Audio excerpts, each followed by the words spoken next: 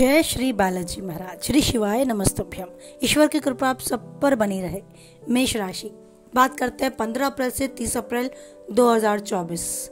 जानते हैं क्या कुछ लिखा है मेष राशि से जुड़े जातकों के जीवन में समय ने 15 से 30 अप्रैल के मध्य। मेष राशि से जुड़े जातकों के लिए ये अप्रैल 15 से 30 तारीख के बीच का समय थोड़ा उतार चढ़ाव भरा रहने वाला हो सकता है। आप पर कुछ एक बड़ी जिम्मेदारियां आ सकती हैं। इस दौरान आपको अपने समय और ऊर्जा का प्रबंध करने में थोड़ी मुश्किल भी हो सकती है। धन की खर्च की अधिकता थोड़ी बढ़ सकती है, जिसके कारण आपका बजट भी गड़बड़ा सकता है। भूमि भवन से जुड़े कोई विवाद या अचानक से कोई बड़े खर्चे आपको थोड़ा परेशान कर सकते हैं। हालांकि तमाम चुनौतियों के बीच आपको जीवन में आगे बढ़ने के अवसर भी प्राप्त होंगे।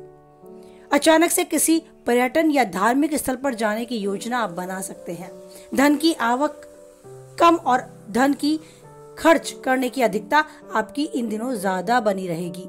यदि आप जॉब करते हैं, नौकरी पेशा लोग हैं, तो अपने कार्य क्षेत्र में आपको अपने सहकर्मियों के साथ वाद विवाद या उनका विरोध करने से बचना होगा, नहीं तो आप बहुत ज्यादा परेशानी में आ सकते हैं। सीनियर से अपेक्षित सहयोग न मिलने से भी आपका मन थोड़ा परेशान रह सकता है।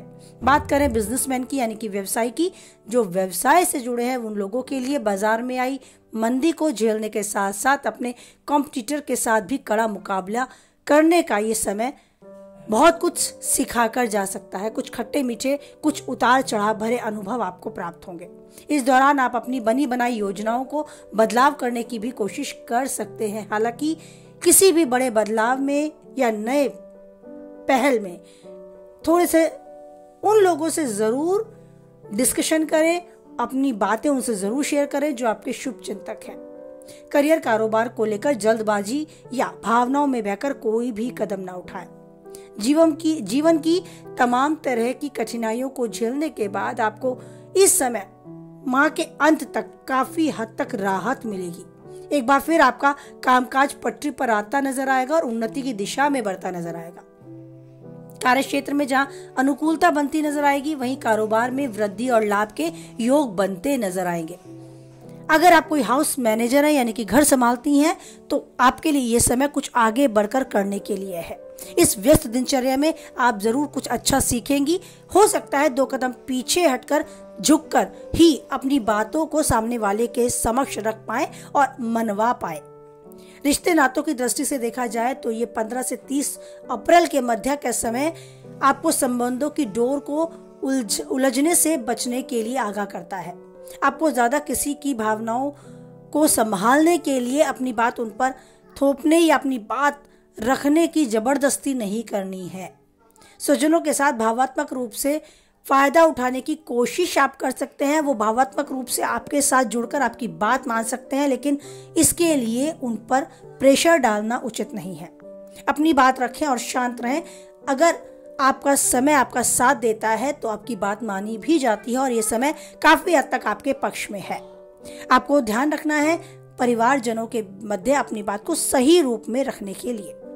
बात करें आपकी सेहत की, तो सेहत की दृष्टि से काफी अनुकूल है। कोई बड़ी या गंभीर बीमारी आपको नहीं घेरेगी। कोई नई बीमारी की चपेट में आने की भी आशंका नहीं है, लेकिन इन दिनों आपको अपनी पिछली किसी बीमारी से अगर आप ग्रस्त हैं तो उसके निवारण के लिए अवश्य ही कदम उठाना होगा। एक अच्छे खान पान, एक अच्छी दिनचर्या को अपने रूटीन में, अपने नियमित रूप से अपनी समय सारणी में शामिल करना होगा। योग व्यायाम को भी शामिल करना होगा। बेहतर सेहत जीने के लिए अच्छे खान पान और अच्छे वातावरण में अपने आप को एडजस्ट कराना होगा।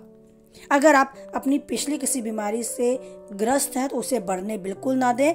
उसके बढ़ने के कारण आपको थोड़ी परेशानियां झेलनी पड़ सकती हैं, स्पेशली पाचन क्रिया संबंधी परेशानियां। तो अगर ऐसा कुछ आपको नजर आता है अपने शरीर में, तो उसके लिए जरूर कैसे उसका निवारण हो, कैसे आप उससे मुक्ति पाएं, कदम उठाएं। अगर बात की जाए आपके वैवाहिक जीवन की, तो बहुत सुखमय, बहुत सुखदायक ये समय आपका जाने वाला है। वैवाहिक जीवन में आपको अपने जीवन साथी के साथ उसकी सहयोग, समर्थन की भावना स्पष्ट रूप से दिखाई देगी। कहीं घूमने जाने की प्लानिंग होगी और आप सही से बहुत अच्छा समय उनके साथ ही बिताने वाले हैं। अगर प्रेमी जीवन की बात की जाए तो अपने प्रेमी के साथ भी आपका बहुत अच्छा समय गुजरेगा।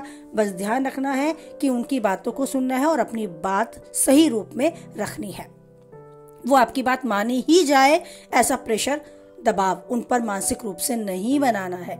वाणी पर थोड़ा संयम रखकर चलना होगा, नहीं तो हो सकता है आपके प्रेम संबंध में थोड़ी बहुत दरार, थोड़ी बहुत खटपट आपको देखने को मिल जाए। तो जैसा है वैसा चलते रहने दें, ईश्वर का साथ बनाए रखें और जीवन के इस पल को यादगार बनाए रखें। इसके लिए जरूरी है कि अपने साथ साथ सामने वालों की भावनाओं का भी सम्मान करें। अब बात करें आपकी मानसिक स्ट्रेस को, मानसिक तनाव को दूर करने के लिए, तो एक छोटा सा तरीका है कि उस ईश्वर को समय दें, केवल उस ईश्वर के सामने बैठ जाए। हंसी खुशी, मन मुटाव, जो भी आपके मन में उलझने चल रही हैं, वो सारी उनके सामने कह बैठे।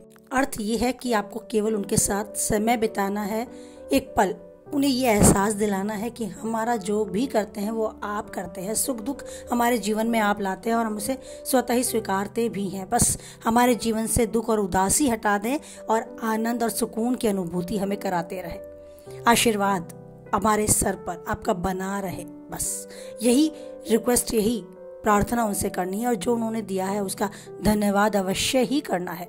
एक स्वस्थ शरीर, स्वस्थ मस्तिष्क जो उन्होंने आपको प्रदान किया, उसका कोटि कोटि धन्यवाद करते चलेंगे। आपके जीवन की सारी राहें आप खुलती देखेंगे। इतना करें और आप देखेंगे एक सकारात्मक आवरण अपने आसपास।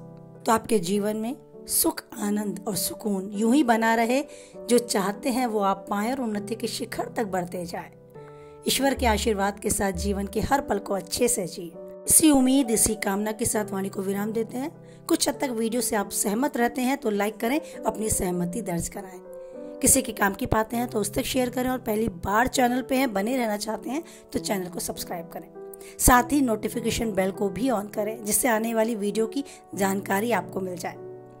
ईश्वर पर बनाए रखें आप अटूट विश्वास, क्योंकि एक वही है जो हर परिस्थिति में देता है हमारा साथ। इसी उम्मीद, इसी आशा के साथ बोले जय बालाजी महाराज, जय माता दी।